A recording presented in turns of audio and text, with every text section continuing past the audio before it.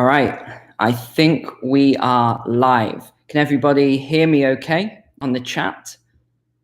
I'm going to tell you a funny story in a second why we're doing another live stream again today.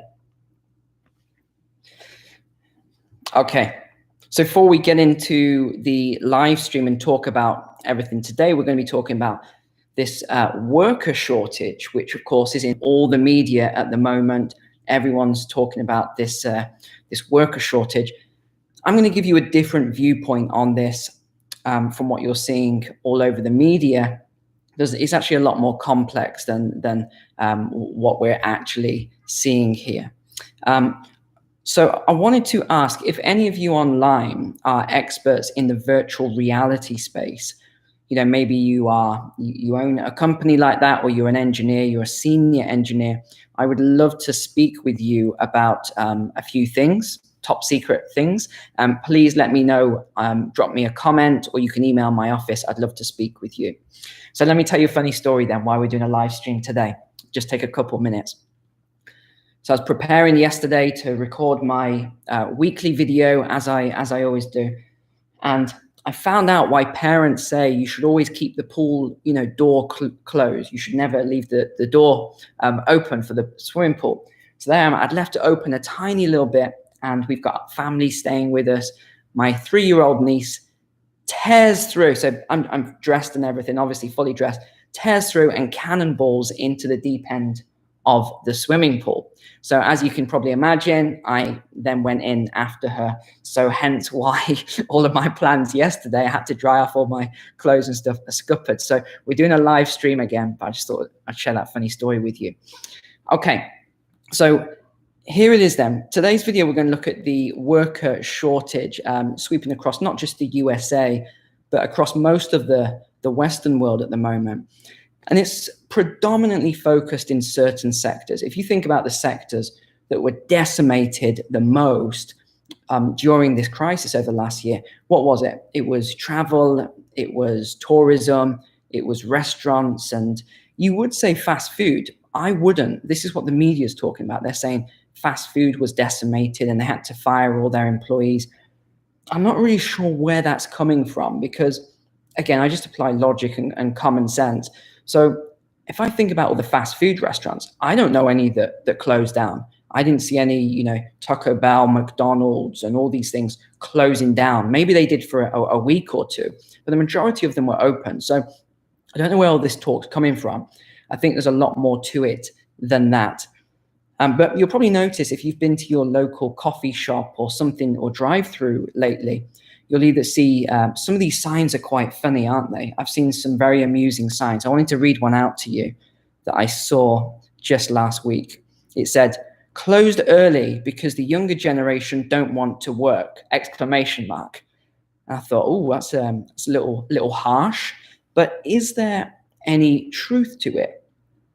And the answer is yes, but it's not maybe what you think. I saw another sign that said, "We'll accept even the lazy worker." There's some really harsh signs out there at the moment. I've seen some online as well, quite interesting.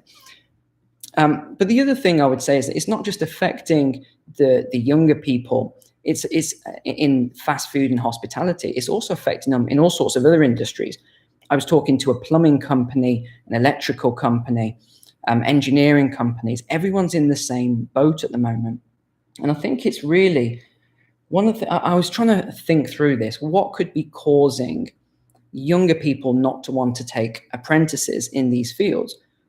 And I think if we just apply logic here and we start critical thinking, one of those things is what's been happening over the last year. Everyone's been online. And that's all people have been doing. They've been online. Everything's changed. People are now socializing online and things like that. And this is one of the things that gave me some ideas for the world of finance as we go into the future. By seeing all these patterns and looking into this and seeing how young people are now socializing online. So that gives you a little clue why I'm asking if anyone is in VR right now, because I've got some ideas for some new products and services in terms of VR and how I think things are going to progress in the future. So of course, I'll talk about that in another video because I think it's going to affect somewhat, just in small areas, the way that I'm going to invest and how all of you in my private community, I'm going to be teaching you how to invest in things as well. So yeah, plumbing, electrical, engineering, things like this. And I think a lot of people are misunderstanding this. And let me get back to that point. A lot of people are just seeing all these influencers online and, oh, I want to be like this influencer that just travels the world and takes photos of themselves in a bikini, or this guy that, he's in his vest and he's, flexing his muscles and he's doing an Instagram and he's getting all these sponsorships. So a lot of the younger people I've been speaking to say, I want to be like that person. And I think it's created this false sense of reality for younger people, not all younger people, just some. There is this false sense of reality at the moment. And of course, why would you want to go and work for, let's say it was $8 or $9 an hour in the Midwest at a fast food restaurant, when a lot of them now are in cryptocurrency as well. And they're seeing these huge gains in the cryptocurrency world as well. So there's all these things that people are just not talking about. They are, I saw this statistic that came out. According to a report this week from the Bureau of Labor Statistics, I don't even know why they're saying this week, because this is the end of March. There were 8.1 million job openings at the end of March, the highest number ever recorded. Interesting statistic there. But I would say, and it was quite funny, I saw the US government, so this is Biden's administration, was getting absolutely hammered this week with all of the questions and stuff.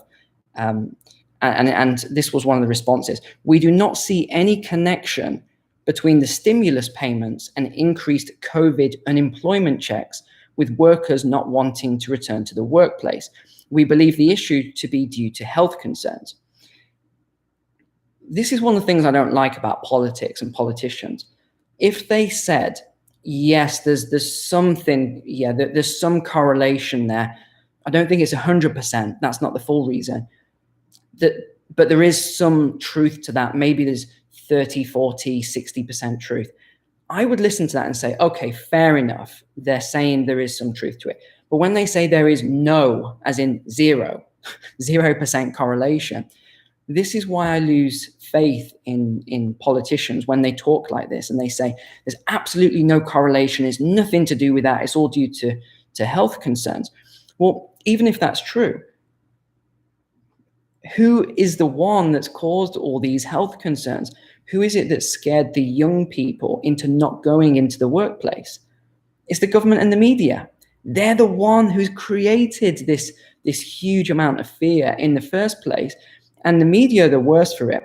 You probably remember at the start, because I do, I save all the articles because of course they delete these things. And they said, it's a 3.5% death rate from COVID. Do you all remember that? 3.5%. And then there were all those really scary images of, there's people, body bags just piled up and people dying in the street and all this sort of stuff.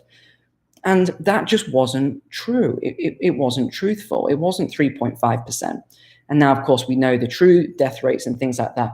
And again, this video is nothing. I'm not going to get into COVID and all that on this. What I'm saying is they are the ones creating this fear and creating all the problems. And now they're turning around and saying, go back to work. Everyone, you just need to go back to work. It doesn't work like that. Human beings are not wired that way. If you scare someone really, really badly, you can't then just say, okay, it's fine. Go back now. Everything's fine.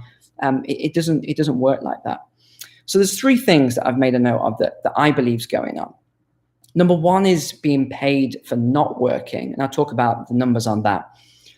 Number two is the fear of catching COVID for young people, when in actual fact, they don't really need to worry as much as older people. If you're 70, 80 years old or something, or you're younger than that, but you've got a lot of health concerns, yes, okay, I completely get it. You don't want to go and work in an environment where there's loads of people. If you're 18 years old, come on, this is just not realistic. So that was the second point. And then the third point is supply chain issues. And by the way, especially these younger people that have been vaccinated, they're 20 years old, 18 years old, and they're afraid to go in. That's another thing I think that's out of whack here. They need to, I think the government and media need to come back and say, okay, here's yes, at the start, we threw out these statistics. They weren't quite correct. Now let's look at more accurate forecasts here, and let's be more honest about everything. I think that's what is lacking here. So again, there's lots of different points. But number 3 is what I've been talking about a long time, which is the supply chain issues. So you all remember the supply chain issues I've been talking about. Rising prices.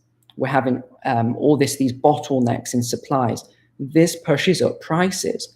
Now, if you're a company and your prices are getting pushed up, it's obvious what you're going to do. There's really 2 options. You pass the cost on to consumers, or you cut staff. Now, they're not cutting staff because they need the staff right now. So the prices are being passed on to consumers. Now, when you pass those prices on and you've got staff and you haven't got enough staff, and you need to get more staff, what you need to do is you need to pay more. So these are the 3 or 4 things that I believe are going on. I don't know why they've got all these economics experts. I was just watching CNBC quickly, see what they were saying. And they're not getting, they just don't get it. I don't understand how they don't get it. So here's, let's come back to point number 1 then, paid for not working. So it's a $300 per week bonus payment on top of the state unemployment insurance, which in some places can be another $300. So if you actually calculate that out, I was doing some small calculations, you can be up to $16 per hour by staying at home right now and not working. So I'm going to put myself in the shoes of a young person, or even maybe you're not a young person, but you're working age. So I'm going to put myself in those shoes right now. If I'm getting up to, say, $16 per hour, let's just use that figure, or even $15, let's use that. I'm getting that figure from being at home and not needing to work. Why would I go and work at a fast food restaurant? Why would I go and get $8, $9, $10 an hour? It doesn't make any sense. So anyone that's saying that has no correlation to the worker shortage, they're crazy. Just walk away from them. If you're having a conversation with someone, they say that, oh, well, I just saw, this on the news and I would just walk away. I'd be like, okay, nice to meet you, bye. Because these people are nuts that are saying there's no correlation. So the other thing I was thinking of, because a lot of this stuff, as you know, is just original thought. I like to sit and think about all these challenges. And one thing that I remembered was, if you remember my video last year, when I talk about wildebeest, I went on a safari and, you see wildebeest and things like that. What actually happens is that the animals are, especially migratory animals, they will always take the path of least resistance. They will, if there's a huge mountain, they're not going to go over that mountain just because it's the shortest route. They'll walk around the mountain, even if it's 2 or 3 times as long. So we'll always take the path of least resistance as human beings as well. So if you're getting paid to stay at home, no one's going to get off. Again, I'm not going to say get off the sofa, because most people are not sat on the sofa. They're enjoying themselves. They are pursuing new skills. Like I mentioned at the start, the VR. I know a lot of younger people that are really getting into VR. They're getting into things like cryptocurrency. They're learning new tech skills. These are good things to be learning. I really do believe that getting tech skills and learning all this stuff is a good thing right now. I really do. But what is the solution to the job shortage? Well, I think what's going to happen is similar to what happened in my wife and I's companies in the UK 3 or 4 years back. One of the things that I noticed was, because we were getting taxed so heavily by the council, that is called business rates. They were insane, the taxes put upon us. Then we had all the payroll taxes. Then we had all the national insurance, which is like a healthcare tax. Then we had all the corporation taxes. Then we hit VAT threshold, value-added tax, 20%. We couldn't pass that on to the consumer. So we had to swallow all these taxes. In the end, I said to my wife, the taxes are so heavy that it's just pointless running this business, because the margins are so small in hospitality. So I thought about it, and one of the things that I noticed was, in our different shops, we had people that would shake the drinks, like a cocktail waiter. And that's all they did. One staff would just shake the drinks. So I said, okay, I need to figure out this problem. So I was looking online. There was nothing like a shaking type of machine. So I contacted a factory in Taiwan. And I basically said, can you make this? And they said, I'm not sure. Speak to this factory in China. So I did. And they said, we can make these machines for you. So what I then did was had a machine that could shake 2 drinks at the same time. So this replaced 2 staff members, but we only had 1 doing it. And that then raised our profitability. Another thing was we had a bottleneck in terms of staff coming, customers coming to the front and trying to order. They didn't know what they wanted. They were causing a huge line.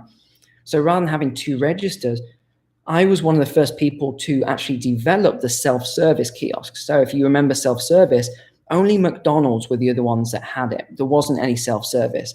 Again, I made a video about that. I won't go into it all now. So I developed a self-service kiosk. And the next thing you know, within a year, there's self-service everywhere. And that reduced staff members by 1 as well. So by the end of it, we had this really efficient, automated, different businesses. And people could just come in and they could order drinks and things like that.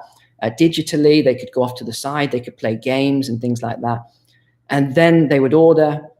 So the staff, 1 or 2 staff members would make the drinks, goes into the shaking machine, goes into a sealing machine that seals it all for you, and then puts, on the counter and all that.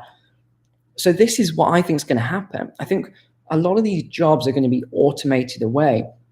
And then in the future, when we're having a few more challenges, people are then going to blame all these businesses for the automation. But it's actually, as I'm saying, this is a lot more complex than blaming the businesses for the automation. It's more complex than blaming the government 100%, because it's not just the government, although what they're doing is they need to reduce it.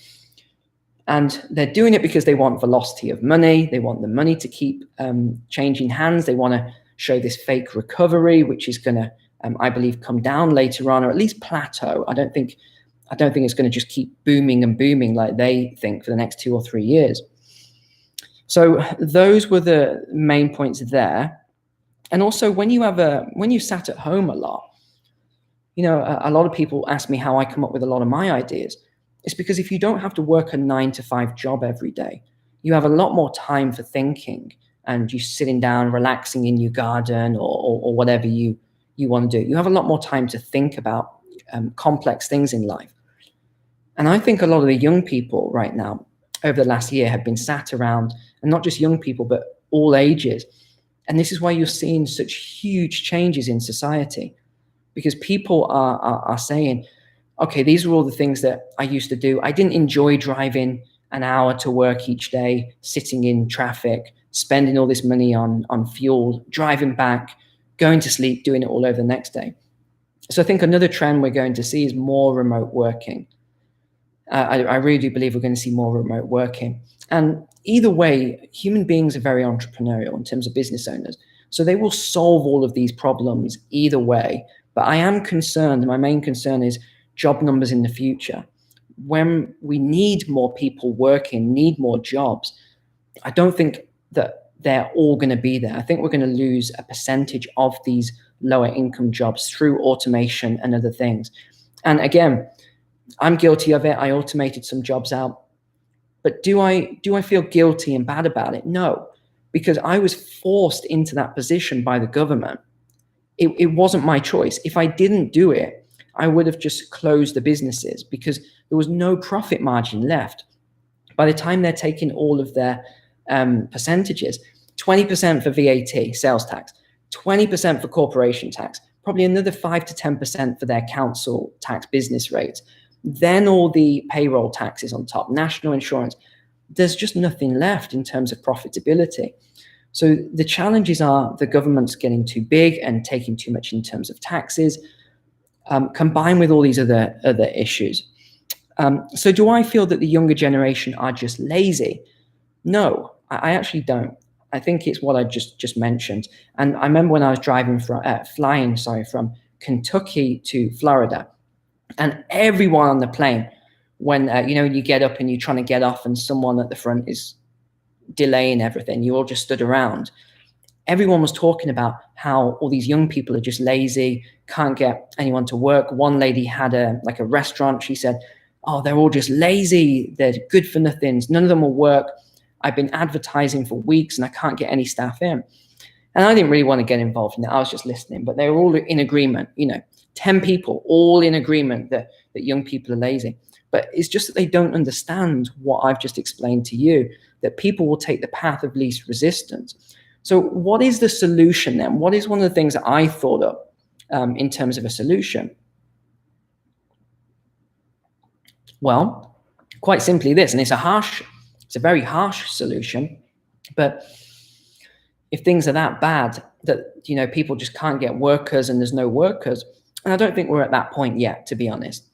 Yes, there's long lines for drive-throughs and all this other stuff, but I don't think we're at a point where it's absolutely just chaotic and businesses are going to collapse. But here's the harsh solution that the federal government could do. So not the state government.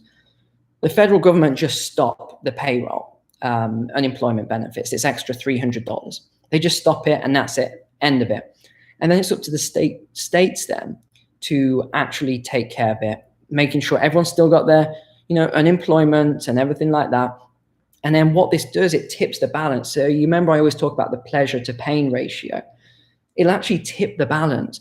So people who were sat at home and saying, oh, there's no point me working, this is great, I'm loving it. They will then say, okay, this is not good for me now. I'm sat at home, I'm not getting the same amount of money, and it will tip it. So then they will go back to work. But that raises another challenge. If a lot of those people are spending this time actually educating themselves, learning about techs and the new industry and things like that, will that be good for them? Maybe not. So again, there's all these things pulling back and forth on everything. But I actually have experienced this myself quite crazily. And that was, I was in Cracker Barrel, which is a restaurant, good old-fashioned old cooking. I love Cracker Barrel. And we waited an hour and 20 minutes for the table. They said, oh yeah, 40 minutes. And we were like, 40 minutes? And it's an hour and 10, hour and 20.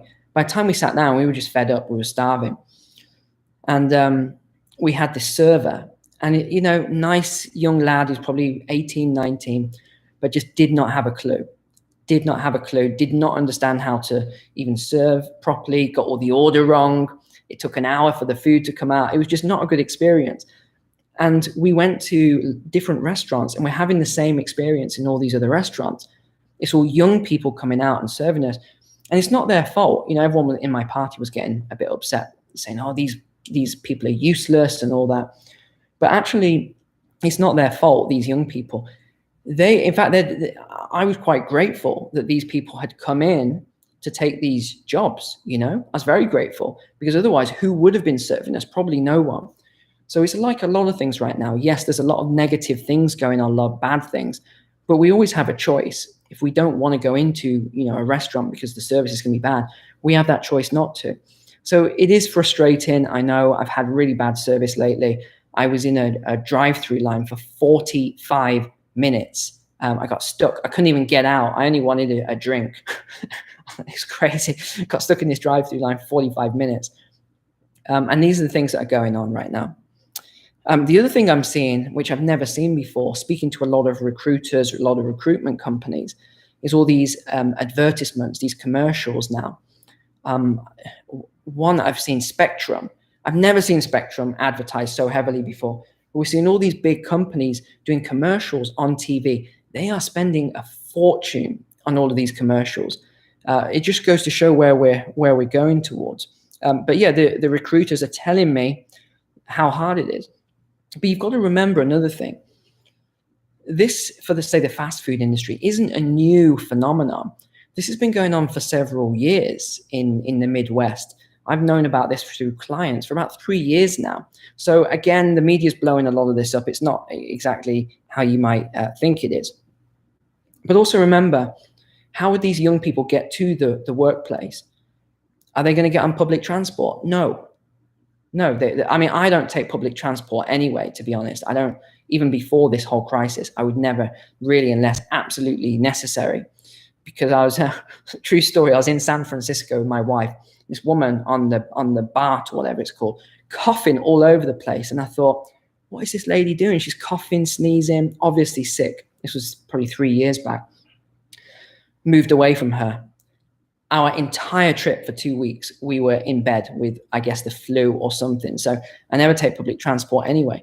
So imagine these kids now who are scared of everything. Are they going to get on the public transport? No. How are they going to get to work then? Have they got a car? Probably not, unless their parents have got the money to buy them a car. Have they been taking driving lessons this year? No, they haven't been taking driving lessons because the driving instructors have been closed and things like that. So there's a lot of things going on. All of this is lining up. Let's see what else. Is there anything else to talk about? Yeah, I would say if you've got kids or grandkids who are, younger generation, I would point them towards, if they're interested, looking at plumbing jobs, looking at electrical jobs, engineering jobs. I have clients and they're paying 100. Well, again, bearing in mind, this is once qualified, a bit later on, a lot of experience.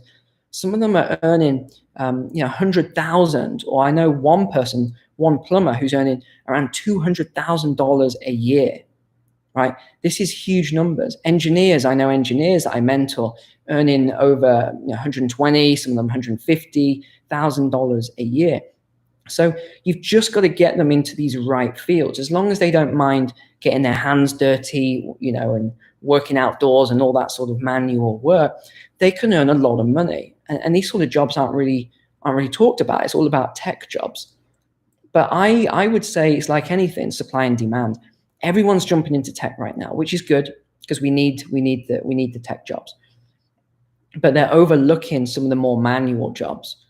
And I think this is where they can also earn a lot of money if they are that way inclined to work like that. So just a few pointers that you can give them.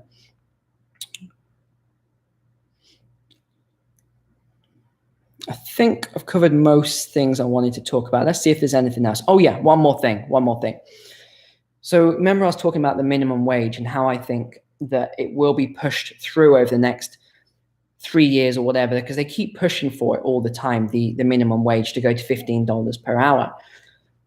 It's already 15 in California anyway, and et cetera. But I think maybe they won't even need to push for a $15 minimum wage if it keeps going the way it's going. Because what's happening is employers are now having to pay more for the entry-level positions. So it's the only way they're going to get people in. Another tip I'd give, if you are an employer, give a sign-up bonus. If you are that desperate, give a sign-up bonus and set a limit of 60 or 90 days or something like that on it, so that the young people don't just take the sign-up bonus and throw it into Dogecoin and then leave the job and things like that. So I think maybe that $15 minimum wage won't even need to be pushed through, because it's probably going to go that way anyway. And of course, where is all of the excess money going to come from? Well, it's going to come from you and I, consumers. I've already seen the prices of food going up dramatically. I was talking to someone recently, and they were saying about the CPI, and they said, "Oh, Neil, it's a client of mine saying, I like most of what you say, but I don't agree with you on some of the inflation and things like that, because look at all these statistics." And they're showing me government statistics.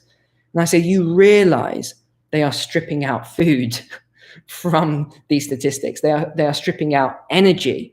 They are stripping out rent from the specific document he showed me. I was like, what else do you think there is to the average person? Food. Okay, we all need food and water. Rent, or let's just say rent, not mortgages, but rent, right? Obviously, and energy to electricity, so I can do this live stream. If you strip out these things, obviously it's going to be manipulated. But there we go.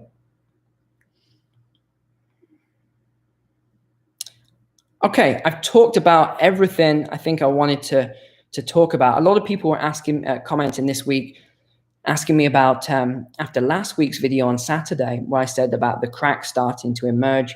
I think a lot of people were quite shocked on Monday and Tuesday when the stock market dropped by 2%, which a lot of people were starting to panic sell. And then the crypto market dropped, 20% before starting to recover, things like that. Of course, we've got new conflict in Israel as well, Israel-Gaza going on at the moment. I made a post in the private community about these things if anyone wants to read that.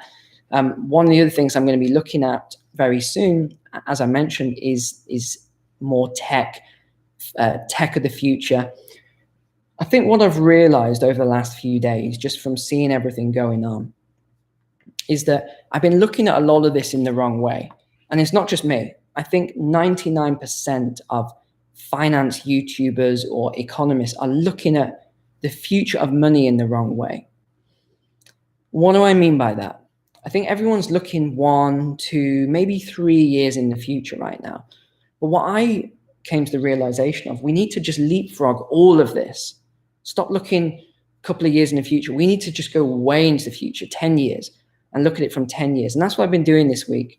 And I'm going to be making some content on that at some point of what the realization I came to. And it's really just shocked me somewhat once I looked at it from that distance as to what I think is going to happen in the future. So I'm going to probably make something on that. If it doesn't go on YouTube, it'll go in the private community. You're all welcome to join. Please join if you haven't already. I think we just hit 1,300 members this morning, so it's going really well. There's always a link below you can see in the description. So apart from that, God bless everyone and your families. Take care. And I'm going to release the cryptocurrency part 4 series tomorrow. I'm going to film it right now. So, all right, take care, guys. Bye.